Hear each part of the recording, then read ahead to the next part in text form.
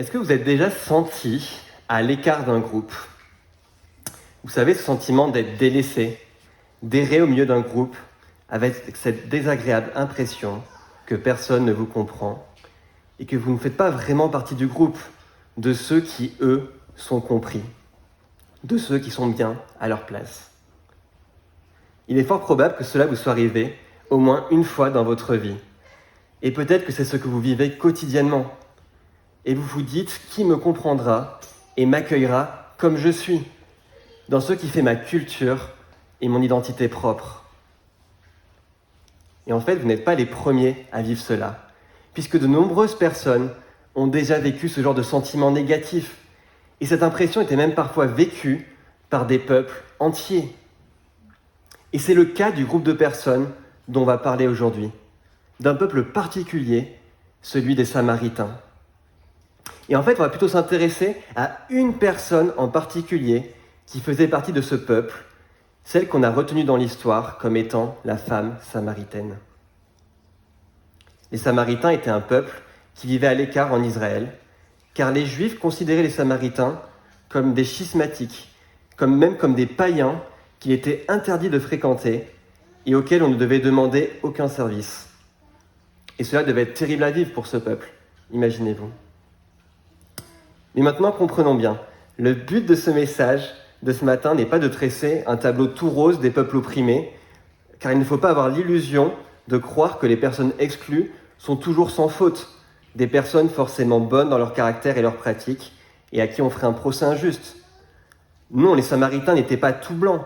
Certaines choses qui leur étaient reprochées par les Juifs étaient un penchant pour l'idolâtrie, parce qu'ils avaient mélangé l'adoration du Dieu d'Israël avec des éléments issus de religions païennes, ce qui était extrêmement mal devant Dieu. Ce n'était pas qu'une question de tradition extérieure à ce que Dieu aurait révélé.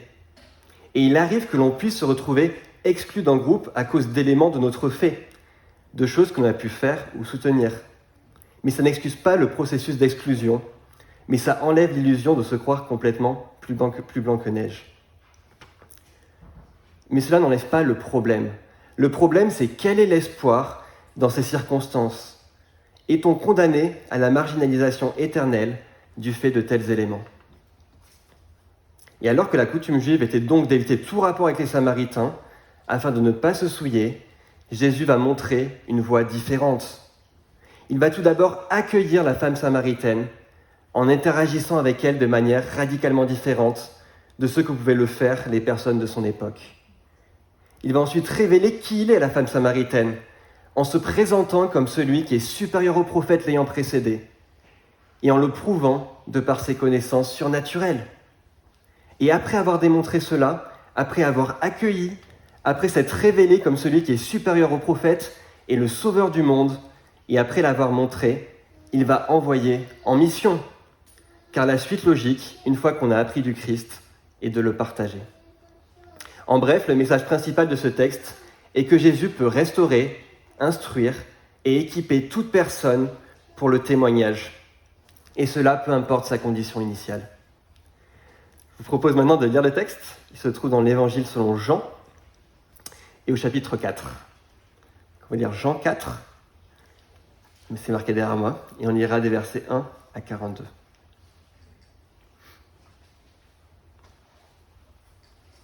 Et je vous propose de garder votre Bible ouverte pendant le message. Je ferai souvent des allers-retours au texte. Jean 4, verset 1. Le Seigneur apprit que les pharisiens avaient entendu dire qu'il faisait et baptisait plus de disciples que Jean. À vrai dire, Jésus ne baptisait pas lui-même, mais c'était ses disciples qui le faisaient. Alors, il quitta la Judée et retourna en Galilée. Comme il devait traverser la Samarie, il arriva dans une ville de Samarie appelée Sychar, près du champ que Jacob avait donné à son fils Joseph. Là se trouvait le puits de Jacob. Jésus, fatigué du voyage, était assis au bord du puits. C'était environ midi. Une femme de Samarie vint puiser de l'eau. Jésus lui dit : « Donne-moi à boire. » En effet, ses disciples étaient allés à la ville pour acheter de quoi manger. La femme samaritaine lui dit : « Comment ? Toi qui es juif, me demandes-tu à boire? À moi qui suis une femme samaritaine? » Les Juifs, en effet, n'ont pas de relation avec les Samaritains. Jésus lui répondit, « Si tu savais quel est le cadeau de Dieu, et qui est celui qui te dit « Donne-moi à boire », tu lui aurais toi-même demandé à boire, et il t'aurait donné de l'eau. » « Seigneur, lui dit la femme, tu n'as rien pour puiser, et le puits est profond. D'où aurais-tu donc cette eau vive? Es-tu, toi, plus grand que notre ancêtre Jacob, qui nous a donné ce puits et qui a bu de son eau, lui-même, ses fils et ses troupeaux? » Jésus lui répondit, « Toute personne qui boit de cette eau aura encore soif. En revanche, celui qui boit de l'eau que je lui donnerai n'aura plus jamais soif, et l'eau que je lui donnerai deviendra en lui une source d'eau qui jaillira jusque dans la vie éternelle. » La femme lui dit, « Seigneur, donne-moi de cette eau, afin que je n'ai plus soif et que je n'ai plus à venir puiser ici. » « Va appeler ton mari, lui dit Jésus, et reviens ici. » La femme répondit, « Je n'ai pas de mari. » Jésus lui dit, « Tu as bien fait de dire « je n'ai pas de mari », car tu as eu 5 maris, et l'homme que tu as maintenant n'est pas ton mari. En cela, tu as dit la vérité. » « Seigneur, lui dit la femme, je vois que tu es un prophète. Nos ancêtres ont adoré sur cette montagne, et vous dites, vous, que l'endroit où il faut adorer est à Jérusalem. Femme, lui dit Jésus, crois-moi, l'heure vient où ce ne sera ni sur cette montagne, ni à Jérusalem que vous adorerez le Père. Vous adorez ce que vous ne connaissez pas. Nous adorons ce que nous connaissons, car le salut vient des Juifs. Mais l'heure vient, et elle est déjà là, où les vrais adorateurs adoreront le Père en esprit et en vérité. En effet, ce sont là les adorateurs que recherche le Père. Dieu est esprit, et il faut que ceux qui l'adorent en esprit et en vérité. La femme lui dit, « Je sais que le Messie doit venir, celui qu'on appelle le Christ. Quand il sera venu, il nous annoncera tout. » Jésus lui dit, « Je le suis, moi qui te parle. » Là-dessus arrivèrent ses disciples. Ils étaient étonnés de ce qu'il parlait avec une femme. Toutefois, aucun ne dit « Que lui demandes-tu » ou « Pourquoi parles-tu avec elle ?» Alors la femme laissa sa cruche, s'en alla dans la ville et dit aux habitants « Venez voir un homme qui m'a dit tout ce que j'ai fait. Ne serait-il pas le Messie ?» Ils sortirent de la ville et vinrent vers lui. Pendant ce temps, les disciples le pressaient et disaient « Mange, mange !» Mais il leur dit « J'ai à manger une nourriture que vous ne connaissez pas. » Les disciples se disaient les uns aux autres, « Quelqu'un lui aurait-il apporté à manger ?» Jésus leur dit, « Ma nourriture est de faire la volonté de celui qui m'a envoyé et d'accomplir son œuvre. Ne dites-vous pas qu'il y a encore 4 mois jusqu'à la moisson? Eh bien, je vous le dis, levez les yeux et regardez les champs. Ils sont déjà blancs pour la moisson. Celui qui moissonne reçoit un salaire et amasse du fruit pour la vie éternelle, afin que celui qui sème et celui qui moissonne se réjouissent ensemble. En effet, en cela, cette parole est vraie. L'un sème et l'autre moissonne. Je vous ai envoyé récolter une moisson qui ne vous a pas demandé de travail. D'autres ont travaillé et vous êtes entrés dans leur travail. » Beaucoup de Samaritains de cette ville crurent en Jésus à cause des paroles de la femme qui rendait ce témoignage. « Il m'a dit tout ce que j'ai fait. » Ainsi donc, quand ils vinrent le trouver, les Samaritains le prièrent de rester avec eux. Il resta là 2 jours. Un bien plus grand nombre crurent à cause des paroles de Jésus. Il disait à la femme, « Ce n'est plus seulement à cause de ce que tu as dit que nous croyons, car nous l'avons entendu nous-mêmes et nous savons qu'il est vraiment le Messie, le Sauveur du monde. » Je vous propose de prier avant qu'on aille plus loin.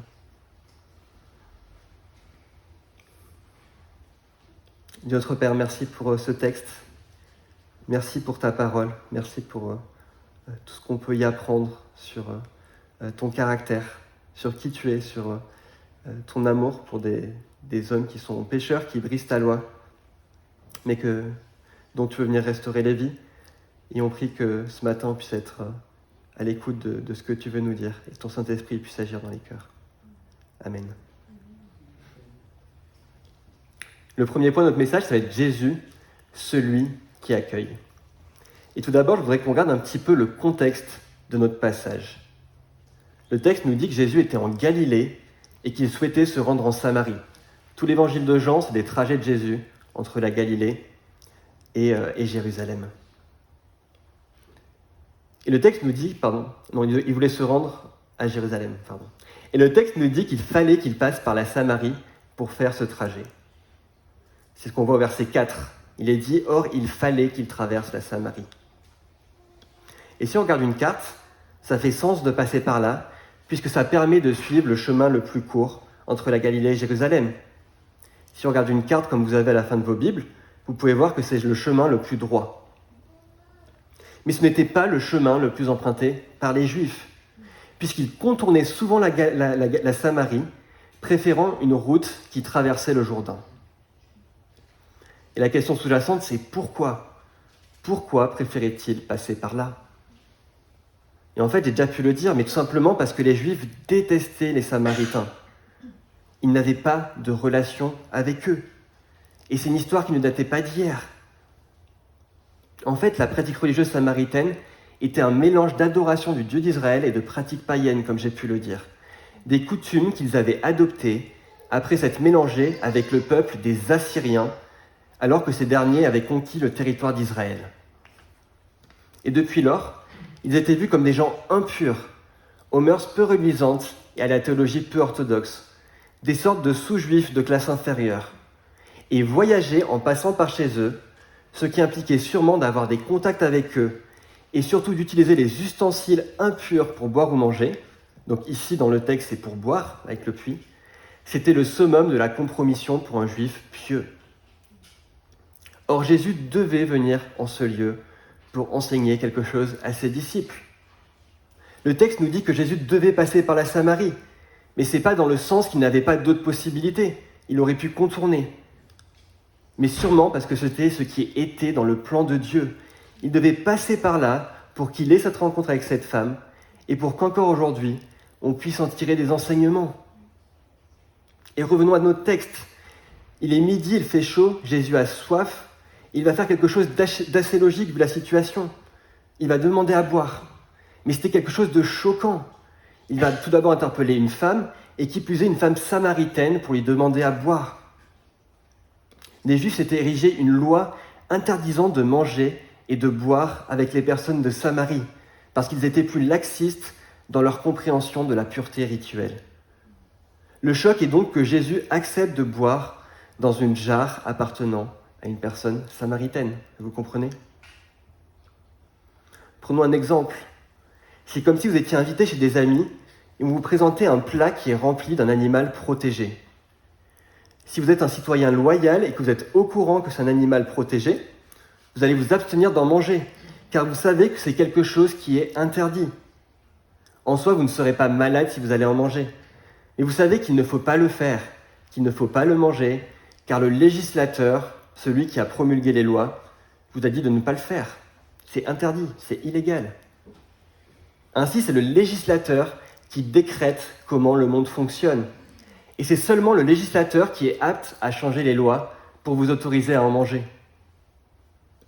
Et ici, l'interdit, il portait sur des notions d'impureté, puisqu'il ne fallait pas se souiller en mangeant des choses proscrites par la loi. Mais Jésus est le législateur de la loi.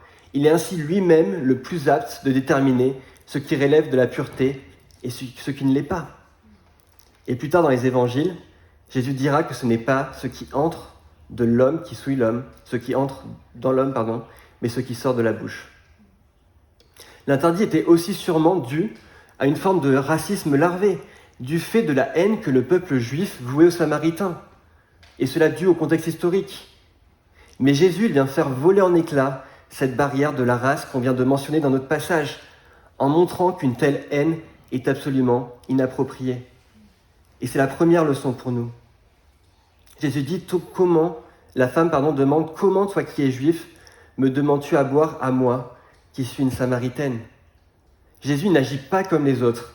Il annonce en amont de ce que sera la suite, avec l'inclusion de personnes de toutes nations dans le peuple de Dieu. Ce n'est pas encore pleinement le cas au moment du récit, mais nous avons ici des prémices de cet élargissement. Et on retrouve des allusions à cela quelques versets plus loin, lorsque Jésus va rappeler que le salut vient des Juifs. Car oui, le Sauveur du monde est bien un fils de David. Jésus était un vrai Israélite, un vrai Juif. On voit ça au verset 21 et au verset 22. « Femme, lui dit Jésus, crois-moi, l'heure vient où ce ne sera ni sur cette montagne, ni à Jérusalem que vous adorerez le Père. » C'est l'élargissement. Et au verset 22, il rappelle que le salut vient des Juifs. En fait, il prépare le terrain en tranchant dans le débat qui opposait les Juifs orthodoxes et les Samaritains sur là où Dieu devait être adoré. Et la réponse est nouvelle et révolutionnaire. Ce n'est pas en un lieu particulier qui devrait être adoré, mais c'est partout, dans le monde entier, et c'est par l'Esprit. Et c'est d'ailleurs ce qu'on fait ce matin. On adore Dieu à des milliers de kilomètres de Jérusalem et du mont Garizim. Le mont Garizim, pour information, c'était le lieu saint des Samaritains. Ils pensaient que c'était là qu'il fallait faire les sacrifices. Et c'est ça la montagne dont il est parlé au verset 20. Aujourd'hui, Jésus est notre temple. Et on peut maintenant s'approcher de Dieu en tout lieu. Et c'est révolutionnaire. Mais avant tout, retenons ceci. En ouvrant le dialogue avec cette femme samaritaine et en lui demandant à boire, Jésus agit de façon révolutionnaire, puisqu'en plus de s'adresser et d'annoncer l'évangile à une femme à la vie dissolue, il annonce en fait un salut qui va s'étendre aux nations. Et cela nous invite à nous poser une question personnellement. Est-ce que nous avons conscience du privilège que nous avons, grâce à Jésus, d'être intégrés, greffés à ce plan de salut, nous qui ne faisons pas partie du peuple d'Israël? Israël s'est rebellé contre Dieu, et le plan de salut s'est étendu à nous qui sommes non-juifs. Et comme le dit Paul en Romains 11, grâce à leurs faux pas, les non-juifs ont eu accès au salut. Avons-nous conscience que notre Sauveur, en plus de condescendre à venir jusqu'à nous pour sauver des païens, vient aussi pour sauver des hommes aux vies brisées et non ordonnées? Christ est venu vers cette femme qui avait été mariée 5 fois et vivait maintenant en concubinage pour lui annoncer qu'elle pouvait avoir une vie nouvelle, qu'elle pouvait obtenir, sous forme de don, une eau qui permettait de ne plus avoir soif, une eau qui permettait d'être pleinement et complètement rassasiée. Et Jésus n'a pas rechigné à annoncer cela à une femme à la vie loin d'être parfaite. L'appel de l'Évangile, il est pour tous, de l'homme à la vie semblant la plus carrée, à celui dont la vie est la plus dissolue. Et pour tous, le chemin est le même, celui de la repentance. C'est la première leçon de ce texte. L'appel s'adresse à tous. Et l'échange entre Jésus et la femme samaritaine va continuer à être riche d'instructions pour nous, et on va voir ça dans un second point. Dans les versets qui suivent, Jésus il va inverser la situation en passant du registre matériel, du premier degré, au registre spirituel, en utilisant un sens imagé. Regardez avec moi le verset 10 dans vos Bibles. Jésus lui répondit, « Si tu connaissais le don de Dieu, et qui est celui qui te dit « Donne-moi à boire », c'est toi qui lui aurais demandé à boire, et il t'aurait donné de l'eau vive. » Si elle avait su qui il était, si elle comprenait ce qu'offrait Jésus, alors c'est elle-même qui aurait demandé à Jésus de lui donner de l'eau vive. Et évidemment, on parle ici dans un sens métaphorique, c'est-à-dire qu'il lui aurait donné une vie abondante, pour reprendre une expression utilisée plus loin. Et dans l'Ancien Testament, Dieu lui-même se présentait comme la source d'eau vive, Jérémie 2, verset 13, c'est-à-dire comme celui qui donne les éléments nécessaires pour vivre une vie avec un but, avec un sens, avec une direction. Et comme souvent dans cet évangile, le personnage principal, ici la femme samaritaine, va répondre de façon très terre-à-terre, en relevant le sens premier de ce que dit Jésus. Regardez le verset 11. « Seigneur, lui dit-elle, tu n'as rien pour puiser, et le puits est profond. D'où aurais-tu donc cette eau vive ?» Elle ne se rendait pas compte que Jésus tissait en fait une métaphore en parlant de cette eau vive. Le puits est profond, Jésus n'a pas de seau. Il serait donc incongru qu'il puisse sortir de l'eau du puits au sens premier. Mais ce qui nous intéresse, c'est la phrase suivante, qui met en emphase une forme d'ironie à travers une question rhétorique. Regardez le verset 12, c'est la femme samaritaine qui parle. Elle parle à Jésus, elle lui dit « Es-tu plus grand que notre père Jacob, qui nous a donné ce puits et qui en a bu lui-même, ainsi que ses fils et ses troupeaux ?» Et la réponse, évidemment, oui. Jésus est en fait plus grand que Jacob, qu'Abraham, que Moïse, ou que tous ces hommes cumulés. Mais imaginez 2 minutes ce qu'a dû penser la femme samaritaine. Jacob était ce qui se fait de mieux en termes de prophète. C'était un patriarche, un des pères de la foi les plus grands et les plus respectés. Et elle rencontre un homme qu'elle ne connaît pas et qui lui répond, bien que de manière détournée, que oui, il est plus grand que Jacob. Pourquoi ? Il révèle cela au verset 13 et 14. Parce que quiconque boit de cette eau que Jésus donne, quiconque boit de cette eau qui vient du puits aura encore soif, mais celui qui boit de l'eau que je lui donnerai n'aura jamais soif.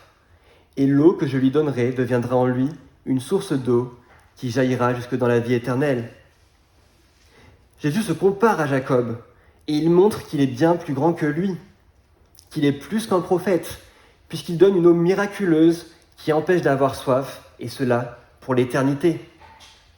Alors que l'eau des prophètes, même des plus grands, n'empêchait pas d'avoir soif, puisqu'il fallait constamment revenir puiser. Celle de Jésus, en revanche, étanche complètement, définitivement.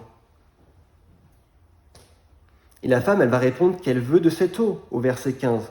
Elle lui dit « Seigneur, donne-moi de cette eau, afin que je n'ai plus soif et que je ne vienne plus puiser ici. » Et en fait, cela est logique de sa part, peu importe qu'elle parle pour un premier degré ou si elle avait compris que c'est un sens métaphorique. Jésus, il se présente comme le plus grand, comme avec une grandeur sans précédent. Et du coup, c'était logique de la part de la femme d'aller vers lui et de faire cette requête. Prenons un exemple pour illustrer ce point. Parlons quelques minutes de Nelson Mandela. Après une vie tumultueuse faite de lutte contre l'apartheid, c'est-à-dire contre la séparation des Blancs et des Noirs en Afrique du Sud, il a reçu le prix Nobel de la paix en 1993 pour récompenser son œuvre incroyable de pacification. Il a réalisé la pacification à l'échelle d'un pays tout entier. C'est assez extraordinaire. Mais maintenant, qu'est-ce que vous me diriez si je vous dis que je connais quelqu'un qui est plus grand que lui dans le domaine de la paix ? En fait, Mandela, c'est peut-être l'archétype d'un modèle de la paix, l'expert de la paix. Et la preuve, il a eu le prix Nobel de la paix. On ne connaît pas mieux aujourd'hui en termes de prix. Et tout comme les prophètes étaient les experts pour nous parler de la relation qu'on peut avoir avec Dieu, on pourrait penser que Mandela serait le plus indiqué pour nous parler de la paix. Mais en fait, Mandela, il a fait régner la paix de façon temporaire, dans un espace très défini. Et si on ne retravaille pas de manière régulière pour maintenir cette paix, elle disparaît. Et aujourd'hui, l'Afrique du Sud est un pays où il y a des fortes tensions. Il faut donc se battre pour conserver la paix. Mais si je vous dis qu'il y a une nouvelle personne qui a réussi à faire régner la paix de manière définitive, qui n'a pas seulement pointé vers cette valeur suprême qu'est la paix, mais qui l'a fait régner définitivement. Vous serez d'accord avec moi pour dire que Mandela et tous les prix Nobel, à côté, ce n'est plus grand-chose. Parce qu'ils ont œuvré pour une résolution de conflit qui était partielle et temporaire, alors que la portée du changement apporté par la personne dont je parle est d'ordre cosmique et de durée éternelle. Et ici, même les plus grands patriarches, même la crème de la crème, même Jacob, qui avait pourtant le privilège de dialoguer avec Dieu, qui a parlé avec Dieu, doit s'effacer devant Jésus, parce que ce qu'il propose est infiniment supérieur. L'eau qu'il proposait ne permettait pas d'être désaltérée seulement l'espace de quelques minutes, mais de manière éternelle. Et Jésus ne pouvait pas s'arrêter là, en laissant planer un doute sur son identité précise. Non, il va aller plus loin, et il va se servir des dires de la femme samaritaine pour affirmer clairement qui il est. Regardez le verset 25 et 26. La femme lui dit « Je sais que le Messie vient, celui qu'on appelle Christ.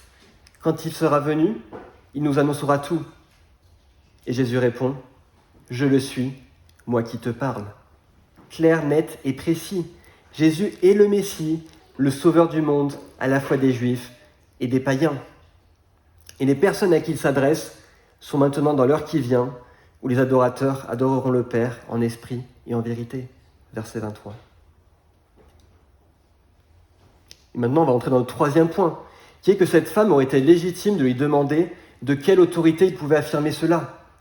Il se présente quand même comme quelqu'un qui est plus grand que Jacob, qui a donné de l'eau à son peuple, quelqu'un d'exceptionnel. Mais ce n'est pas ce qu'elle va faire. Elle ne va pas questionner Jésus, remettre en question ce qu'il a dit, mais elle va tout simplement demander à Jésus de lui donner de cette eau. On l'a déjà lu au verset 15, « Seigneur, donne-moi de cette eau, afin que je n'ai plus soif et que je ne vienne plus puiser ici. » Mais là, c'est surprenant. Il y a un changement complet de direction de la part de Jésus qui va poser des questions précises dont il connaissait en fait déjà les réponses en amont afin de révéler profondément qui il est. Regardez avec moi les versets 16 à 19. Il lui dit « Appelle ton mari et reviens ici. » La femme répondit « Je n'ai pas de mari. » Jésus lui dit « Tu as bien fait de dire « Je n'ai pas de mari », car tu as eu 5 maris, et celui que tu as maintenant n'est pas ton mari. En cela tu as dit vrai. » « Seigneur, lui dit la femme, je vois que tu es prophète. » Jésus démontre ici un pouvoir prophétique, le pouvoir de connaître des choses sur les gens qui ne seraient pas censés pouvoir connaître, des choses cachées, des choses secrètes. Et son but ici n'est pas d'humilier la femme samaritaine, ni de la rabaisser. C'était peut-être pour la faire réfléchir sur la manière dont elle menait sa vie, qui était mauvaise. Peut-être pour lui montrer que les 5 maris étaient un symptôme d'un cœur qui ne trouvait pas satisfaction. Mais de manière plus profonde, c'était avant tout pour démontrer que ses prétentions étaient légitimes. Il démontre par là qu'il n'est pas un charlatan, un usurpateur. Il affirme qu'il est supérieur au grand prophète de l'histoire et il prouve qu'il est légitime pour tenir de telles affirmations en montrant le caractère exceptionnel de ce qu'il peut accomplir. Il peut connaître la vie des gens. En fait, c'est comme si une personne vous affirmait qu'elle était plus forte que Teddy Riner au judo. Teddy Riner, c'est un sportif qui a gagné 3 fois les Jeux Olympiques. Si cette personne vous disait qu'elle était plus fort que Teddy Riner, qu'à côté de lui, il n'était pas grand-chose, vous lui direz « Très bien, prouve-le-moi. Montre-moi que tu es plus fort que cet homme. Va faire un combat et on verra si ce que tu dis est vrai. Tes œuvres et tes actes prouveront ce que tu dis. » Et ici, Jésus prétend être supérieur à Jacob en donnant une eau éternelle. Il va prouver cela non pas en creusant un puits, puisqu'il parlait de façon métaphorique, mais en agissant de manière surnaturelle, en faisant quelque chose qui est impossible aux hommes. Son œuvre prouvait ce qu'il affirmait. Et frères et sœurs, cela peut nous apprendre des choses. Nous n'avons pas un sauveur qui a seulement prétendu faire des choses, mais qui a agi. Les évangiles sont là pour nous témoigner de toutes les œuvres du Christ. Ils sont des témoignages qui nous montrent que le Christ a été fidèle à ce qu'il disait être. Et cela devrait nous donner de la confiance en la personne du Christ. Et maintenant, comment se clôture notre histoire ? C'est notre dernier point.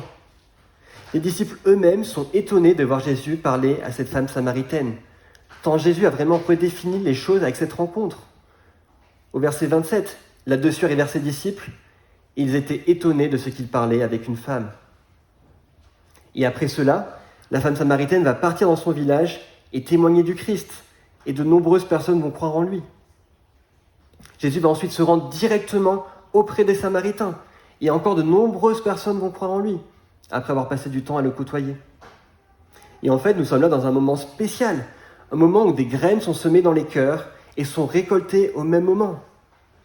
Normalement, il y a un décalage, on prêche la parole, elle travaille, elle mature dans les cœurs, et après on récolte les fruits. Mais là, tout est accéléré avec le ministère de Jésus. Jésus sème la parole de Dieu, et la récolte se fait de manière simultanée, avec le ministère de Jésus qui fait office d'accélérateur.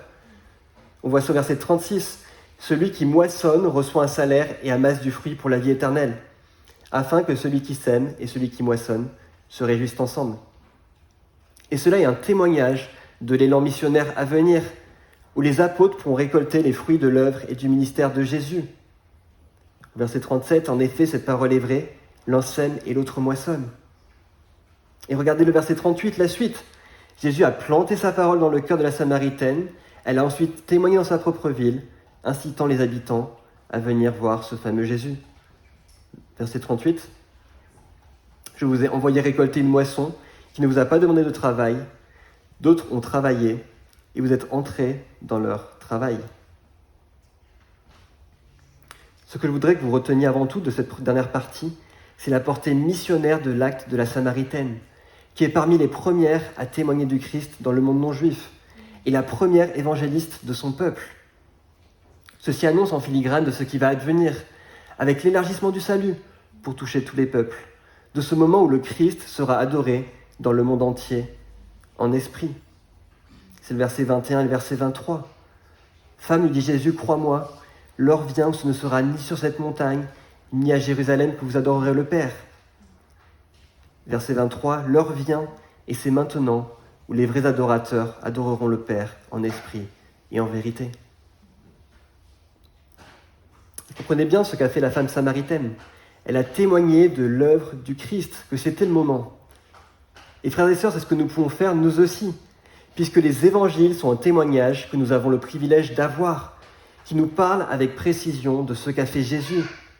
Et bien que la distance temporelle à l'événement de la venue du Christ soit plus grande que pour la femme samaritaine, nous avons ces témoignages par écrit, sur lesquels nous pouvons nous appuyer pour ensuite en parler à ceux qui nous entourent.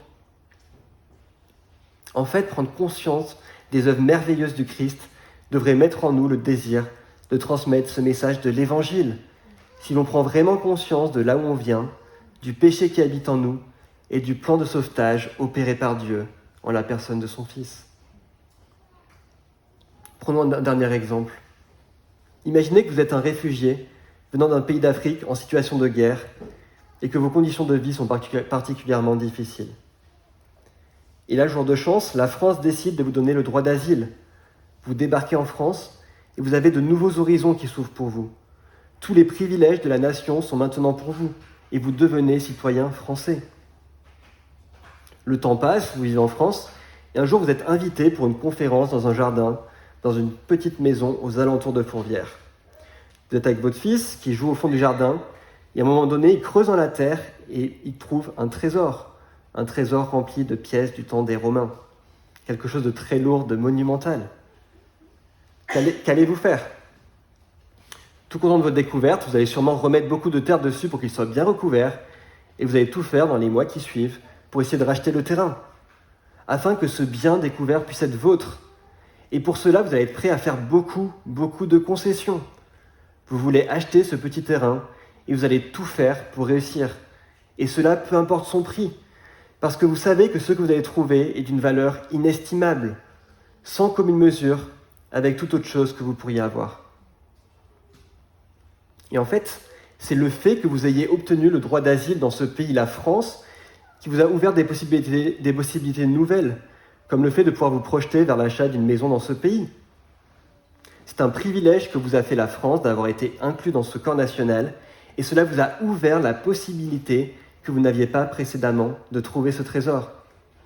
Et une fois que vous avez découvert l'existence de ce fameux trésor, vous allez l'acheter, et une fois que vous l'avez acheté, vous allez dire à tout le monde que c'est merveilleux, que votre trésor, il est incroyable. Vous allez partager la nouvelle, et vous allez sûrement être un minimum reconnaissant envers l'État français qui vous a permis de vous accueillir, et grâce à cet accueil, vous avez pu trouver ce trésor.